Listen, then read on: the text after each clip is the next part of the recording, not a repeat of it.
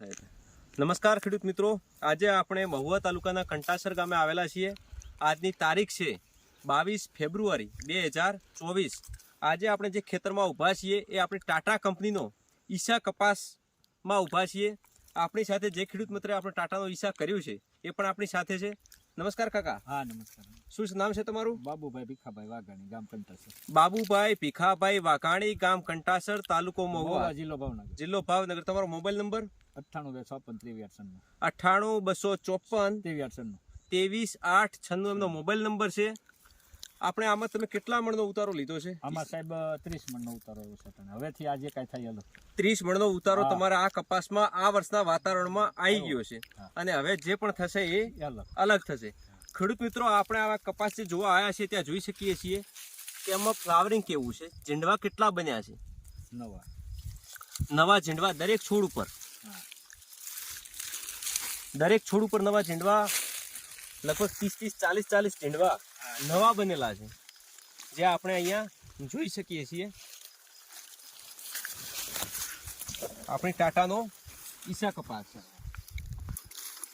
શૈલેષ, અહીંયા આપણે અહીંયા બતાવો કે અહીંયા જોઈ શકીએ છીએ કે એમને કેટલી વીણી થઈ ગઈ છે, એના પછી કેવો ફાલ આવ્યો છે, કેટલું ફ્લાવરિંગ છે ઉપર. જે આપણે સડવાનો પ્રોબ્લેમ કહીએ છીએ કે તો સડવાનો પ્રોબ્લેમ પણ એકદમ ઓછો છે. કે આ વર્ષે ગુલાબી ઈયળનો એટેક પણ થોડો વધારે હતો. અહીંયા આપણે ઝીંડવું જોઈ શકીએ છીએ.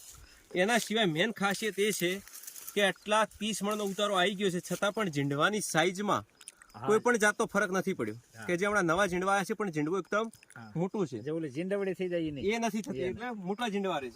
અહીંયા આપણે દરેક જગ્યાએ જોઈ શકીએ છીએ કે અહીંયા 4 પેશી ખોલી છે, પણ સિંગલ પેશી સડી નથી. એટલે અંદર કોઈ સડવાનો પ્રોબ્લેમ છે નહીં. અને હજુ સુધી રૂની ક્વોલિટી તમે જોઈ શકો છો કે એકદમ સરસ મજાની રૂની ક્વોલિટી છે. આપણે એક છોડ ઉપર નથી જોવાનું, આપણે દરેક છોડ ઉપર જોયેલું, દરેક જગ્યાએ જોવાનું છે. આ છોડ ઉપર આપણે જોઈ શકીએ છીએ કે કેટલા ઝીંડવા લાગેલા છે અને એનો કોળાવો કેવો છે. આખા ખેતરમાં આપણે આંટો મારશું, સિંગલ છોડ આ વર્ષે સુકાયો નથી. છોડ કે નથી સુકાનો. તો જે મોટામાં મોટો આપણો બેનિફિટ છે કે આ વર્ષે કોઈ પણ છોડ આમાં સુકાયો નથી. 30 મણનો ઉતારો આવી ગયો છે.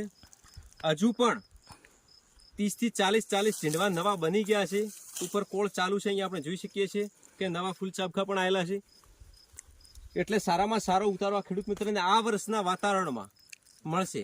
આપણે 22 ફેબ્રુઆરી 2024ના દિવસે પણ એક ખેતર જોઈ શકીએ છીએ કે સિંગલ છોડ સુકાયો નથી, એકદમ લીલું છે.